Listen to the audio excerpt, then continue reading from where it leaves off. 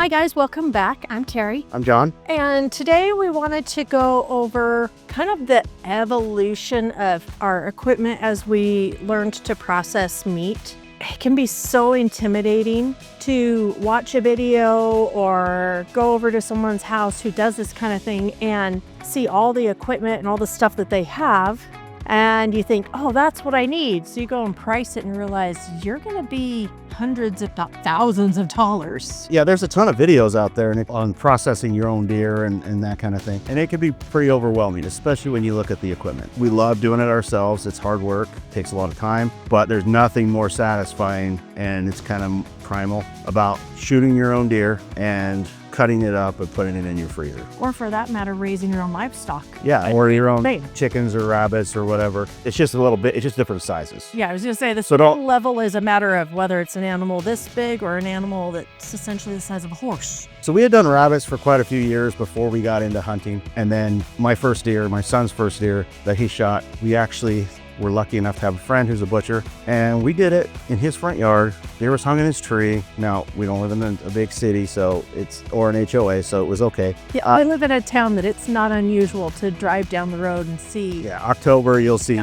animals hanging in everyone's front yard. It's kind of funny. It had a wobbly table, an old cutting board, and pretty much a worn out knife that he let me borrow. And that's how we did our first deer. And one of the things he said to us is it doesn't have to look pretty. It's gonna end up in your stomach. So we're not selling it for resale. Doesn't have to look perfect. Well, and really the cuts don't matter either. That was one of the things Yeah. that we were worried about was, I don't know where to separate this. I don't know how to make this cut or that cut. And it doesn't He matter. said, just cut it. He says, you'll know, it'll separate where the different muscles are and stuff, and you'll know, but you don't have to know which cut is what, like this is the round or this and that. No, you just cut it up. So we wanted to start with that. You don't need a lot of money. We like it because you have the control of your own animal. I mean, how many times, if you haven't done your own and you hunt, how many times have you dropped your deer off for a $300 bill when you go to pick it up? And then That's if you're lucky. and then you add in the cost of your arrows or your bullets and your time off work, and it ends up being $100 a pound by the time you end up getting it. Who knows if it's actually the animal that you took? Yeah, and in some cases, we don't know this, we don't use them, but we've heard that in some cases, some processors will just hang it, do a hanging weight, and then you receive that amount of meat back. It may not be the animal that you shot or the animal you raised to taste a certain way. It may just be that your pig or your cow or your deer or your elk or whatever the hanging weight is, and they do their calculation. You get this much back. We just heard that that's pretty common. Well, that's a great question to ask your butcher is, if you choose to take it to the butcher, is the animal that I'm bringing in the animal that I'm going to get back? It'd be a processor. Or, yeah. Butchers are different. Anyway. But when you take it to your processor, that'd be a question to ask is, am I getting this back? How do I know this is my deer? And some of them, Cow or my cow or whatever animal it is. And some of them have systems set up for that. A lot of them do. We've just heard rumors about if your deer is 80 pounds and you're going to get 40 pounds of meat back, or whatever the ratio is, it may or may not be. Probably pretty close. It's usually about half. May not be that deer. So, and then like I said, the satisfaction, man, just going, it's kind of something manly about being able to provide your own meat and bring it back home, chop it up, put it on your grill. There's just nothing beats that feeling of providing than that. So when we first started out, we went to a friend's house. We used his equipment. And then the next year, we got like 3 deer. We decided, let's try it ourselves.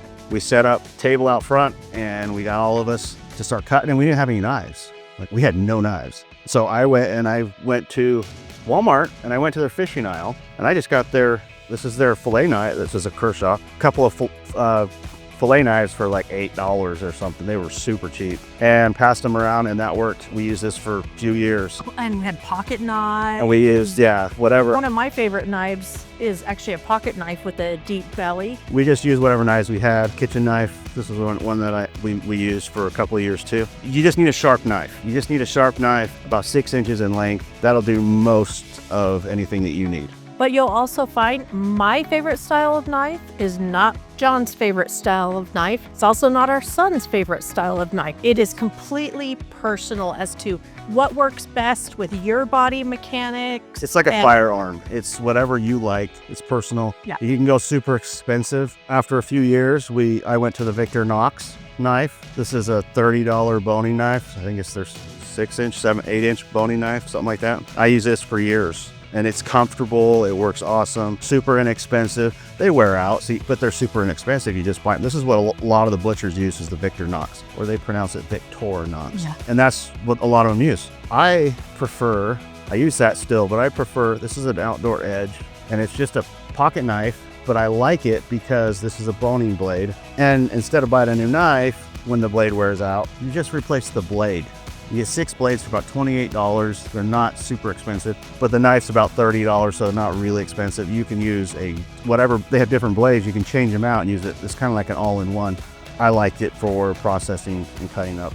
So that's all we went. That's what we do for the knives and how our evolution for the knife. One thing you're going to need, No matter what knife. no matter what knife you use, is a knife sharpener. This is just a Smith's knife sharpener, and this one works really well. We just put it out on the table because as you're cutting your knife, the blade is going to dull, especially dealing with silver skin and the connective tissue. It can gum your blade up and it doesn't like to cut. So run that through a sharpener every once in a while you're doing it. Seems to help a lot. That's it for the knives. Now, when we went to get our own cutting board, man, those things can be expensive. Well, we had one like this, which is a decent sized cutting board. So we had this for watermelon and our rabbits and things, just smaller animals. We have a couple of these, and that's what we used for the first couple of years.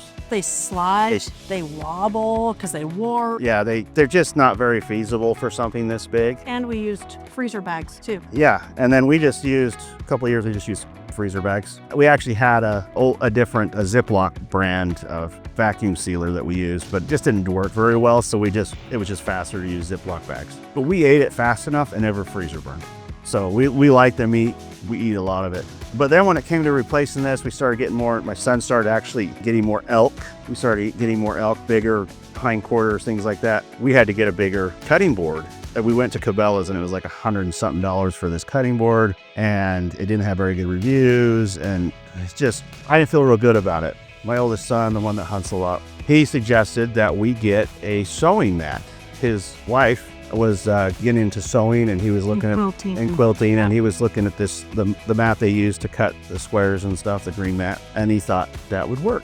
So we ordered one. They're like $40, $50. I can't remember what I spent. It was like $40. But it wasn't. It wasn't terrible, and it's 2 feet by 3 feet. by 35. Yeah, and so that's what we have here. We use that exclusively now for our cutting board. And then this table, the same son, when he bought his house, this was left behind by the previous owner. He took one look at it with the stainless steel and says, we got a processing table. Yeah, he already had a table, so we put this down here, and that's what we use. It's super easy to clean up. You don't need all this stuff. You can use your countertop. You can use a piece of plywood for your table. Just put down butcher paper or something. You can use the plastic fold-up church tables, whatever you want to use. Whatever. You call them Costco tables. Oh, Costco tables. A couple of other options for things if you don't want to get equipment that we have done. For the storing, the wrapping. Yes. The wrapping it up. So these are the meat trays, yeah. The foam trays. And we got these at the time at the dollar store for this package. There's 30 in it. And then we just got Saran Wrap, Great Value brand, wrapped it up like you see it in the store. On Amazon, we were able to get the meat stickers. So that was actually when we were selling rabbit meat for human consumption. That was how we did it. Another option is... They're poultry bags. So they're shrink.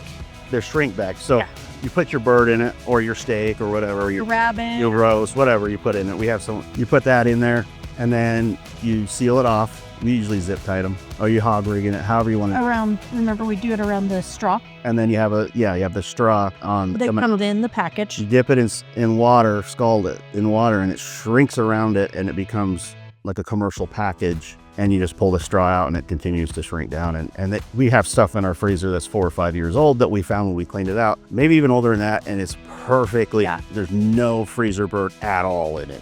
So these don't require equipment. This is a pot of boiling water. Yeah. And it tells you in the directions. It comes with directions. What everything temperature to do it and all that. Super simple, low tech, stores great. Or freezer bags. Freezer bags are like $5 for a box of 100, and you can do it however you want. We'll break down an animal and put them in bags like this, and then we go back and if we have time, we'll just go back the next day and we actually package them. If we don't have time, we put them in the freezer and then we thaw them out when we need to and package them how we need to. So Now, another thing is you have to organize your cut. yeah, you organize your cut. As you break down the animal, you're going to want to have your steaks, Your your roasts, roasts, and then Straps, your good steak. Yeah. And then you're going to want to have a container for what you want to grind if you're going to grind. Yeah, your And- hamburger.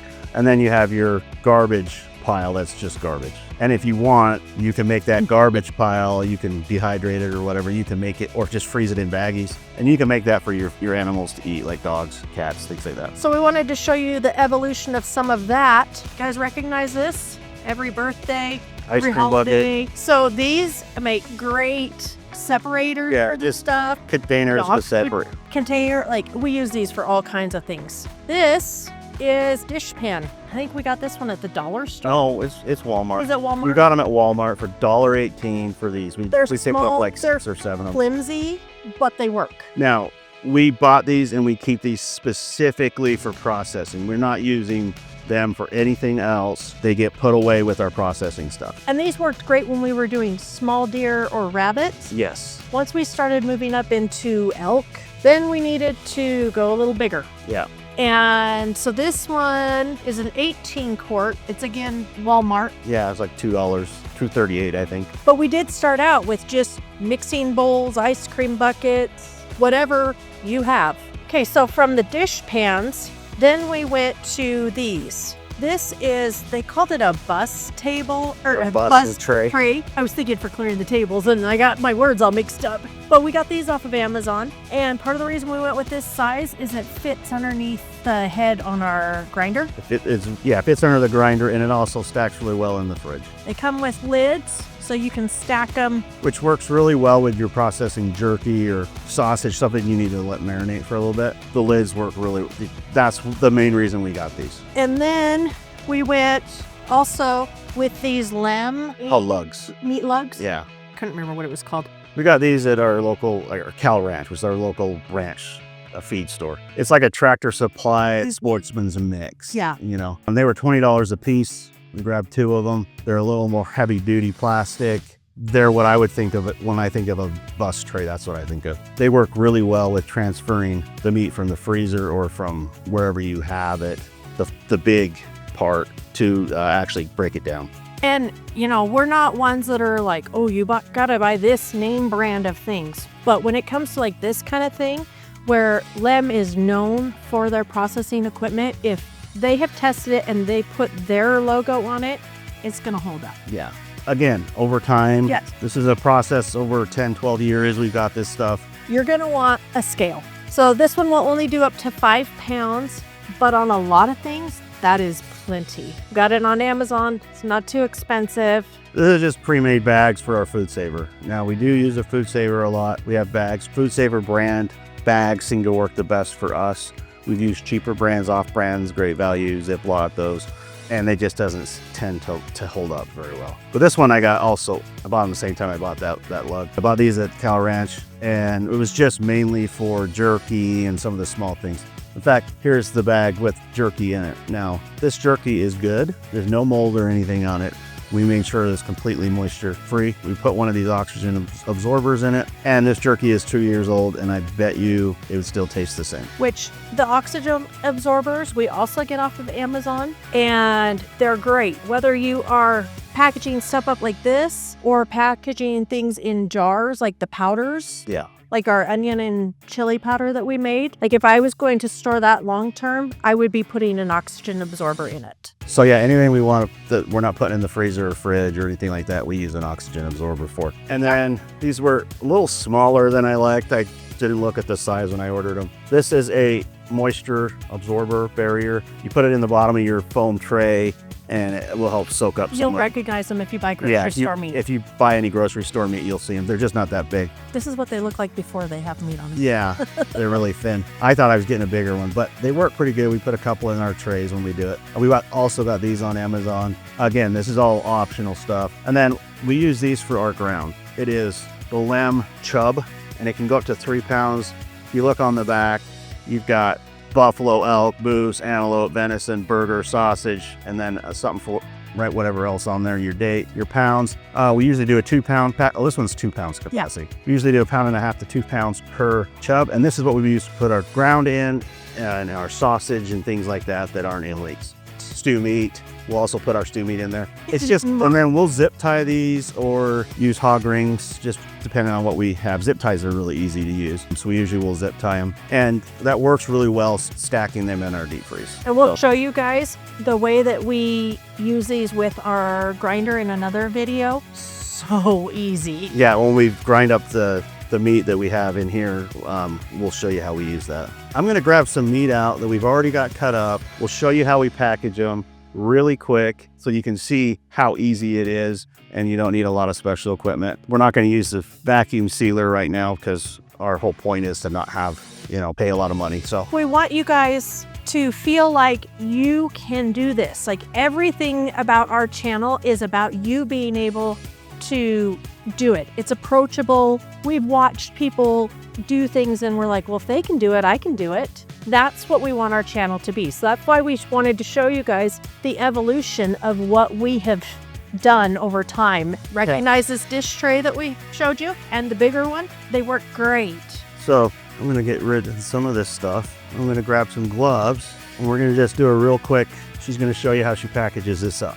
Okay, so we're going to package up some of the backstrap steaks. Everybody's like, we got in here. Fred, who is going to be buying a few minutes to pick some up. So we do 2 of those in a tray. You don't have to use any of this stuff. This is just how we do it to make it look pretty, to make it look like you're getting, feel a little bit better. You're getting meat from the store. Well, when we were selling rabbit meat, a lot of people wanted to try it. So we wanted to make it look as familiar as possible. So we thought, well, if it's good enough for the grocery store to do it, then so we'll do that. I cut these, when I cut the back strap, I cut them into a little over 2-inch steaks. Now, it was a very young elk, so they're not very big, but this is elk meat, it's not deer. So I'm just gonna place them here on the tray. I used to be super squeamish when it comes to raw meat. Like I couldn't handle it at all. But I knew that I wanted to get into this homesteading lifestyle. I started buying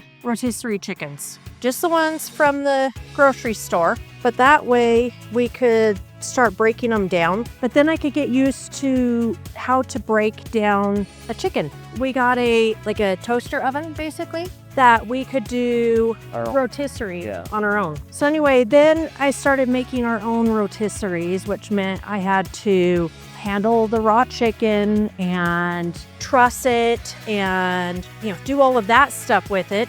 So we started doing that, and then like everything else homesteading, it went from that to raising our own chicken, butchering it ourselves. So if you are as squeamish as I was, there's hope. Just start pushing yourself. Look at that. The clicky just got up from the store. So I did saran wrap both directions, plastic wrap. So it is sealed up. That'll go in the freezer. Yes, I did multiple layers. Well, you don't have to go as many rounds and use that much. I mean, like we said, we do it like this just because, just to give more familiarity. If we give a friend wants some elk meat or something, it doesn't look so exotic. And it just kind of eases that fear of it being different than what they're used to. So that's why we do it. It's not super expensive. It doesn't have a lot of equipment.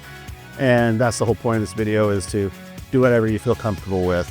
So, and you'll want to just pull it as tight as you can over the top. It doesn't have to be pretty. Just, you want to keep as much of the frost and the air out of it. That's what causes the freezer burn, is that dead space in there. And like I showed you in the previous one, we go both directions just to make sure that everything seals up from all sides. And then these are 2 roast steaks, whatever you want to use it at. Not back straps. Great for in the crock pot. Crock pot or on the grill.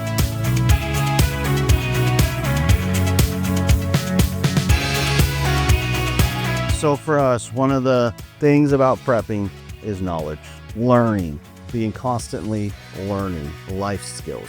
And even though you may not hunt, or you may take your deer in and you just don't want to deal with it or whatever.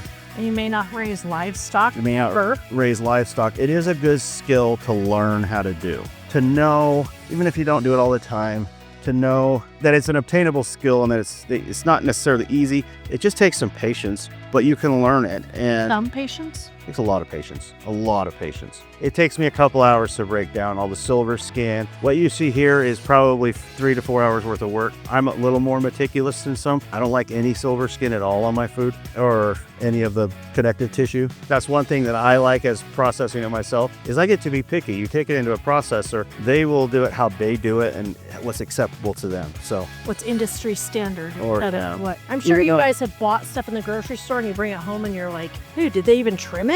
even though it may not be something you do on a regular basis or even have an interest in doing, we look at it as a skill to have in the bank of skills, because that's what prepping is. It's not just about amassing food and guns and bullets. It's about learning how to use everything that you have and being useful in a time where society is broken down. So this would be a good skill to have. Or even before society breaks down. And it also saves you, $300 every time you go hunting. And in 2 years of saving that, you would have bought a really nice meat grinder. And So that butcher friend that helped us in the beginning told us, don't buy a cheap one just to have one of your own. Continue using mine until you can afford to get the right one. He said, you want the Cabela's Carnivore 1 horsepower. He said, don't cheap out and get the half or the 3/4. You want the 1 horse. And there is a significant price difference between the half, the 3/4, and the full horse. we usually have at least one deer and an elk. And that's if not everyone draws out and everyone harvests. That we put through that for about 7-8 years.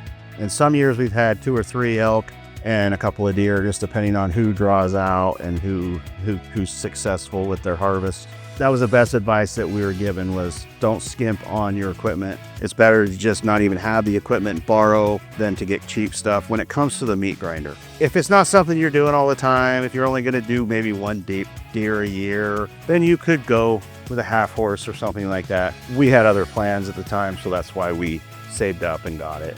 There's a lot of things that we do buy the cheaper version to see if we're going to use it. And we find we used it once and then it went on a shelf and we never used it again. So we were money ahead to have bought the cheaper one. This was not one of those things. In fact, we've continued to buy accessories for it. And you guys are going to love some of them. John's Christmases. Yeah. That's Meat grinder or jerky attachment, foot pedal, that kind of stuff, which now I wouldn't go without a foot pedal. I was going to say that one. You were like, what is this? And I was like, And check it out.